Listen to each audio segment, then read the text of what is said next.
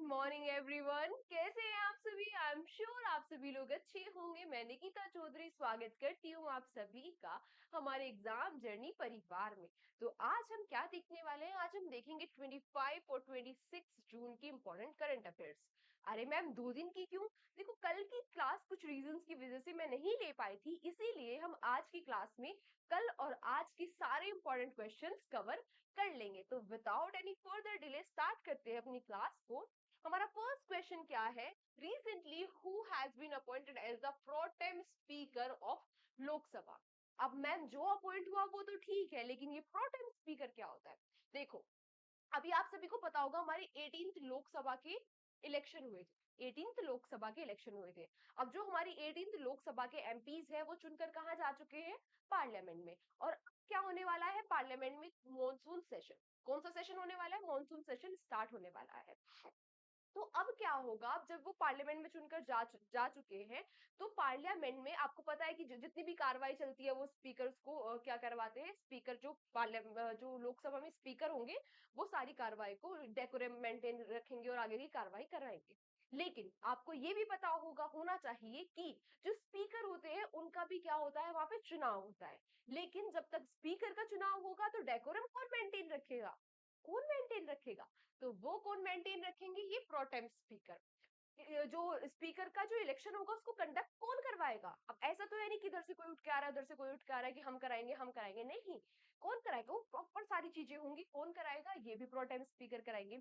तो जैसे ही पार्लियामेंट में ये सारे लोग, जैसे ही लोकसभा में ये सारे लोग चुनकर जाते हैं, वहां पे बैठते हैं, तो क्या किया जाता है? प्रेसिडेंट। किसके द्वारा? प्रेसिडेंट। और हमारी प्रेसिडेंट कौन है? हमारी प्रेसिडेंट है द्रौपदी मुर्मू जी के द्वारा किसको ओथ दिला दी गई? किसको ओथ दिला दी गई?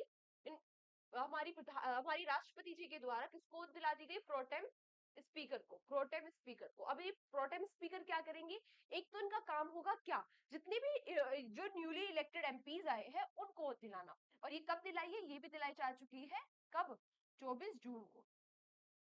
तो 18th लोकसभा के एमपीज को जो ओथ है वो दिलाई जा चुकी है 24 जून को। किसके द्वारा दिलाई जाती है? ये क्वेश्चन इंपॉर्टेंट हो जाता है। तो किसके द्वारा दिलाई जाती है? प्रोटेम स्पीकर के द्वारा दिलाई जाती है। और प्रोटेम स्पीकर को किसके द्वारा दिलाई जाती है? तो वो दिलाई जाती है प्रेसिडेंट के द्वारा। आ गया बात समझ में कि इनका काम क्या है और ये होते क्यों है, क्यों अपॉइंट किए जाते हैं? सारी चीजें आई थिंक क्लियर हो गई होगी। अब आते हैं कि ये अपॉइंट किए कौन गए। अच्छा, एक और चीज यहाँ पे इंपॉर्टेंट हो जाती है कि मैम ऐसे प्रेसिडेंट किसी को भी प्रोटेम स्पीकर बना देते हैं क्या? नहीं। जो भी सीनियर मोस्ट मेंबर होते हैं पार्लियामेंट के, उनको उनको क्या बनाया जाता है? लोकसभा के, सॉरी, उनको क्या बनाया जाता है? उनको बनाया जाता है प्रोटेम स्पीकर। जो सीनियर मोस्ट होते हैं लोकसभा में, उनको प्रोटेम स्पीकर बनाया जाता है। किसके द्वारा? ओथ दिलाई जाती, बनाया जाता है किसके द्वारा? प्रेसिडेंट के द्वारा। ठीक है। अच्छा, बने कौन है अभी? बने कौन है? बने हैं कौन? ये बन गए हैं कौन? भारतुहरि मेहताब जी। भारतुहरि मेहताब जी। अच्छा। अच्छा, यहाँ पे वही जो चीजें मैंने आपको बताई वही सारी चीजें यहाँ पर लिखी हुई है कि जो भी जो सीनियर मोस्ट मेंबर होते हैं उनको उनको प्रेसिडेंट के द्वारा क्या बना दिया जाता है? प्रोटेम स्पीकर बना दिया जाता है। ये क्या करते हैं? ये स्पीकर का जो इलेक्शन होते हैं, जो चूज किए जाते हैं, उनका उनको कंडक्ट करवाते हैं। दूसरा, ये ओथ दिलाते हैं जो न्यूली इलेक्टेड मेंबर्स होते हैं उनको। यहाँ पे एक दो चीजें और इम्पोर्टेंट हो जाती है। जो ओम बिरला जी है वो लास्ट जो हमारी लोकसभा थी 18th लोकसभा, उसके क्या थे? स्पीकर थे। अच्छा, ये जो अब 18th लोकसभा के प्रोटेम स्पीकर ये बन गए हैं भारतुहरि मेहताब जी। और फर्स्ट जो स्पीकर और प्रोटेम स्पीकर थे वो कौन थे? जीवी मालवंकर जी। ये नाम काफी इंपॉर्टेंट हो जाता है कि फर्स्ट स्पीकर कौन थे? तो वो थे जीवी मावलंकर जी। आते हैं अपने नेक्स्ट क्वेश्चन पर। और हमारा नेक्स्ट क्वेश्चन क्या है? Recently, which city of India has been recognized as the first literary city of India? India की किस सिटी को इंडिया की फर्स्ट लिटरेरी सिटी क्या कर दिया गया है? रिकॉग्नाइज कर दिया गया है। किसके द्वारा कर दिया गया है? तो ये किसके द्वारा कर दिया गया है? यूनेस्को के द्वारा। किसके द्वारा? यूनेस्को के द्वारा। अभी किसको? कोझिकोड को। किसको? कोझिकोड को first literary city of India recognise कर दिया गया है। अब ये कोझिकोड कहाँ पड़ता है? तो देखो, ये है हमारा केरला। तो केरला के नॉर्थ में ये यहाँ पर क्या है? ये है कोझिकोड। क्या है? कोझिकोड है। अच्छा, इसके बारे में एक दो चीजें और देख लेते हैं। अभी हाल ही में अक्टूबर 2023 में कोझिकोड और ग्वालियर कोझिकोड और ग्वालियर को इंक्लूड कर लिया गया था 55 सिटीज में। 55 सिटीज में कौन से 55 सिटीज थे? ये यूसीसीएन के 55 सिटीज थे, यानी कि यूनेस्को क्रिएटिव सिटी नेटवर्क में इन दोनों सिटी को ऐड कर लिया गया था। कब? 2023 में। किसके द्वारा? यूनेस्को के द्वारा। अब ये यूनेस्को मैप होता क्या है? देखो, यूनेस्को होता है क्या? United Nations Educational Scientific and Cultural organisation.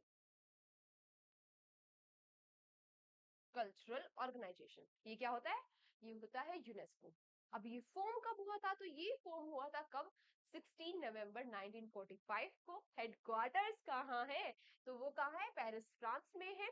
और यूनेस्को के डीजी यानी कि डायरेक्टर जनरल कौन है? ये है अड्रे अजोला। अजोला कौन है? अडुरे अजोला इसके क्या है? डीजी यानी कि डायरेक्टर जनरल है। नेक्स्ट क्वेश्चन पर आते हैं। नेक्स्ट क्वेश्चन क्या है हमारा? Ambubachi fair. Ambubachi fair is held in which state of India? जो अंबुबाची का मेला है वो भारत के किस राज्य में अभी लगाया गया है? तो ये है क्या? देखो, कामाख्या देवी जो टेम्पल है कहाँ पर? गुवाहाटी में।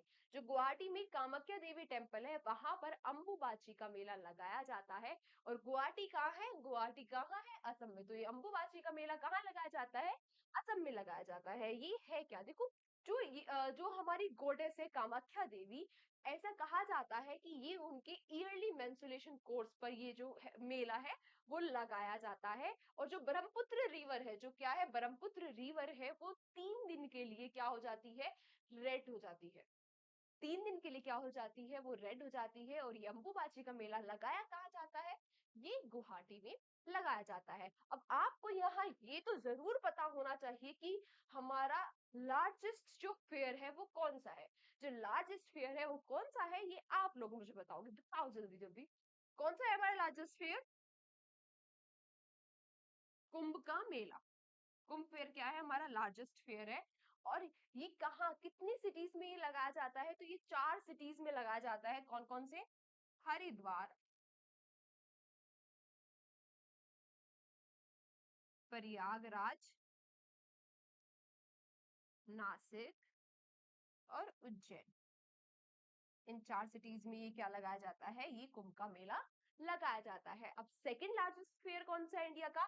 तो सेकंड लार्जेस्ट फेयर है इंडिया का मेद्रम जात्रा। मेद्रम जात्रा। और ये कहाँ पर लगाया जाता है? ये लगाया जाता है तेलंगाना। कहाँ पर लगाया जाता है? तेलंगाना में। ठीक है, आगे इतनी बात समझ। आते हैं अपने नेक्स्ट क्वेश्चन पर। Recently who has been the first Indian to win WTT contender singles title? अभी हाल ही में WTT कंटेंडर में वुमेन सिंगल्स का टाइटल किसने जीत लिया है? तो ये जीत लिया है श्रीजा अकुला जी ने। किसने जीत लिया है? श्रीजा अकुला जी ने। मैम ये है क्या? कहाँ पे हुआ है?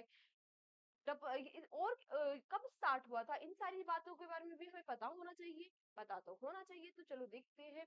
तो श्रीजा अकुला जी जो है, इन्होंने विमेन सिंगल्स के साथ साथ विमेन्स डबल्स का टाइटल भी जीत लिया है WTT कंटेंट। किसका टाइटल भी जीत लिया है? विमेन सिंगल्स के साथ साथ इन्होंने वुमेन्स डबल्स का टाइटल भी जीत लिया है। किसने? श्रीजा अकुला जी ने। कहाँ से है ये? कहाँ से है? हैदराबाद से है। हैदराबाद से है। ये है क्या? तो ये WTT है world table tennis contender singles title. World table tennis single contenders title. ये कंटेंडर्स क्या थी? टूर्नामेंट थी। हो कहाँ पे रही थी? ये हो रही थी लागोस में। कहाँ पर हो रही थी? लागोस में। अब मैम लागोस कहाँ है? तो लागोस कहाँ है? नाइजीरिया में। नाइजीरिया कहाँ है? नाइजीरिया में। अब ये जो फर्स्ट टाइम हुई कब थी? तो ये जो WTT की जो टूर्नामेंट थी ये फर्स्ट टाइम हुई थी कब? 1926 में। और कहाँ पर हुई थी ये? लंदन में हुई। बस आपको यहाँ पर इतनी ही बात रखनी है कि पहले तो सबसे ज्यादा जो इंपॉर्टेंट चीज हो जाती है, जो आपको याद रखना है इन सारी चीजों में से, वो ये याद रखना है कि जो श्रीजा अकुला जी है ये किस स्पोर्ट से बिलोंग करती है? तो टेबल टेनिस से बिलोंग करती है। एक चीज तो ये है जो आपको बिल्कुल आपके दिमाग में छपी होनी चाहिए, क्योंकि ज्यादातर क्वेश्चन यही पूछा जाएगा कि श्रीजा अकुला जी जो है ये किस स्पोर्ट से बिलोंग करती है? तो किससे बिलोंग करती है? टेबल टेनिस से। बाकी इन सारी चीजों के बारे में भी आपको पता होना चाहिए। आते हैं अपने नेक्स्ट क्वेश्चन पर। Srinagar has been officially given the status of World Craft City by which organization? अभी हाल ही में श्रीनगर को वर्ल्ड क्राफ्ट सिटी का टाइटल किस ऑर्गेनाइजेशन के द्वारा दे दिया गया है? तो किस ऑर्गेनाइजेशन के द्वारा दिया गया है? वर्ल्ड क्राफ्ट काउंसिल के द्वारा। वर्ल्ड क्राफ्ट काउंसिल के द्वारा अभी हमारे श्रीनगर को वर्ल्ड क्राफ्ट सिटी का दर्जा दे दिया गया है। ठीक है। अच्छा, जो हमारा श्रीनगर है ये फोर्थ सिटी बन गया है वर्ल्ड क्राफ्ट सिटी का स्टेटस लेने वाला। तो मैम बाकी तीन कौन है? तो बाकी तीन कौन है? जयपुर, मल्लापुरम और मैसूर। जयपुर, मल्लापुरम और मैसूर बाकी की तीन सिटी है। अब ये जो वर्ल्ड क्राफ्ट काउंसिल है ये कब स्टैब्लिश हुई थी? ये 1964 में स्टैब्लिश हुई थी, प्रमोट करने के लिए ट्रेडिशनल क्राफ्ट को। ट्रेडिशनल क्राफ्ट्स को जो प्रमोट करने के लिए इसका गठन कब किया गया था? 1964 में इसका क्या किया गया था? गठन किया गया था। आते हैं अपने नेक्स्ट क्वेश्चन पर। Who has been appointed as the speaker of Andhra Pradesh? अभी हाल ही में आंध्र प्रदेश के जो स्पीकर है वो किन को अपॉइंट कर दिया गया है? तो ये कौन बन गए हैं? ये बन गए हैं अयाना पत्रूदा। अयाना पत्रूदा जी अभी आंध्र प्रदेश के स्पीकर बन गए हैं। यहाँ के सीएम कौन है? यहाँ के सीएम कौन है? यहाँ के सीएम है चंद्रबाबू नायडू जी। अच्छा, इनके बारे में एक चीज जो बहुत ही इंपॉर्टेंट हो जाती है वो क्या है कि ये यूनानिमसली अपॉइंट किए गए, यानी कि इनका कोई अपोजिशन में इनके कोई किसी ने नॉमिनेशन ही फिल नहीं किया था, किसी ने नॉमिनेशन ही नहीं फिल किया था। तो ये अनअपोज्ड अभी हाल ही में स्पीकर बने हैं आंध्र प्रदेश की लेजिस्लेटिव असेंबली के। Next question. Which country has recently launch the space variable object monitor satellite?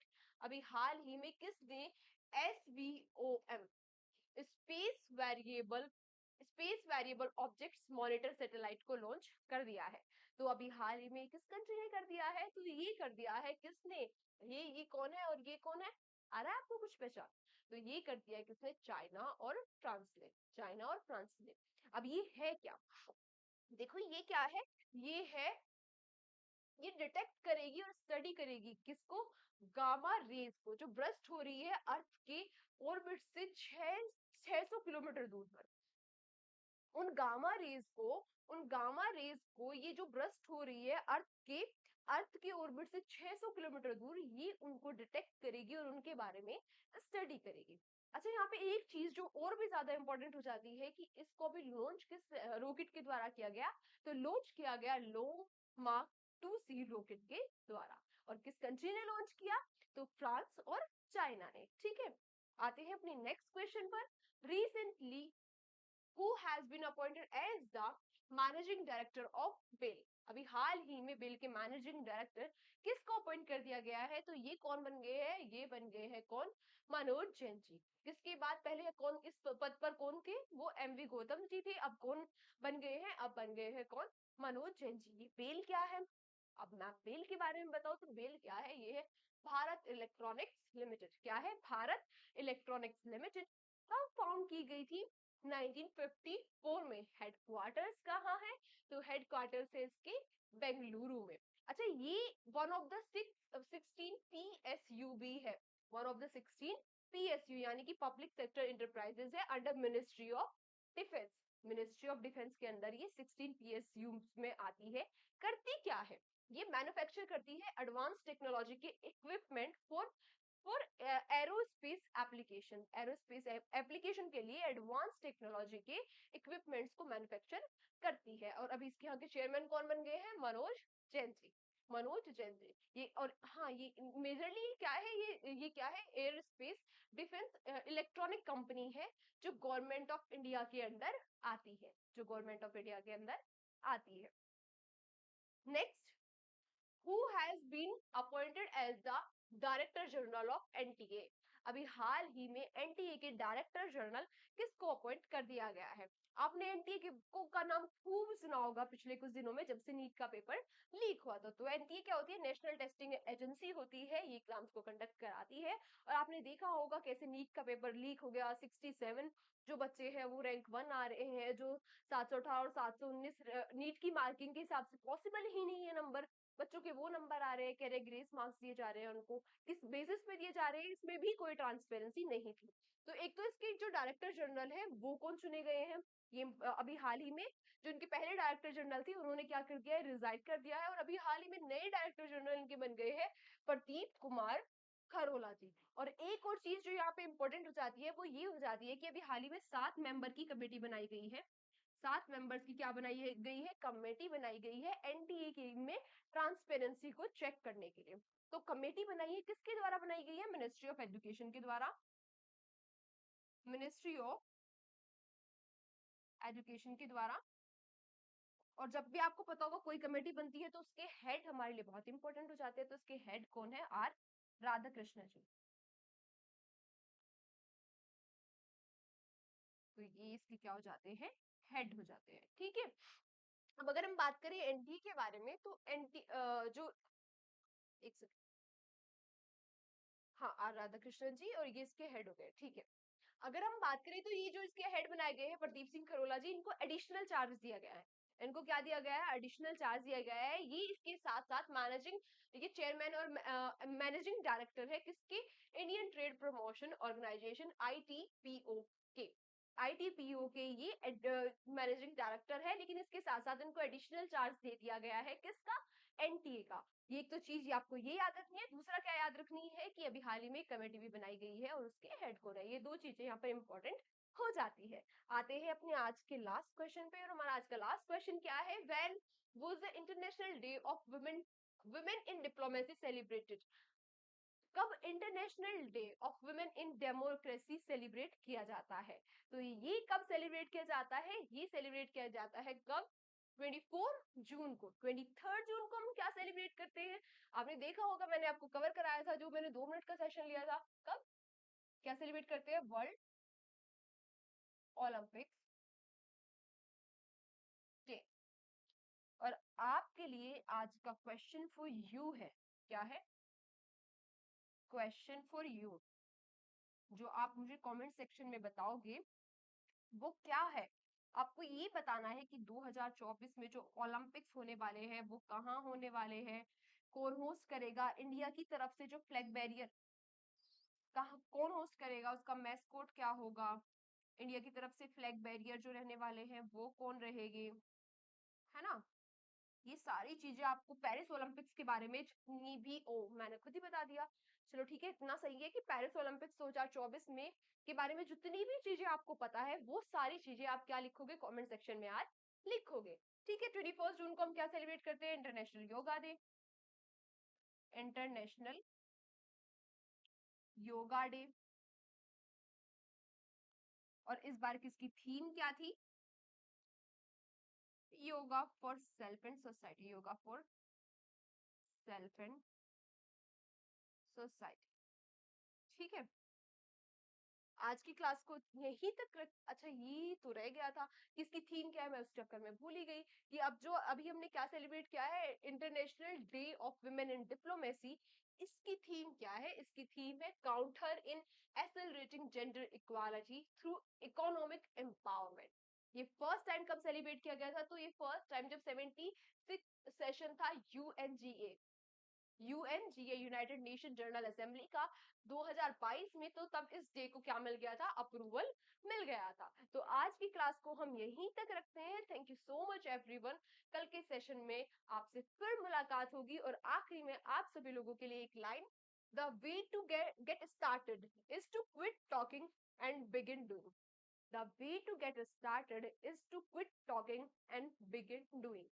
अच्छा, एक एक बहुत ही फेमस कहावत है कि कुछ पाने के लिए कुछ खोना पड़ता है, नहीं, कुछ पाने के लिए कुछ खोना नहीं पड़ता, कुछ करना पड़ता है, और यही ये क्या कह रहे हैं, यही आप आज का ये आपका मोटिवेशन कोट कह रहा है।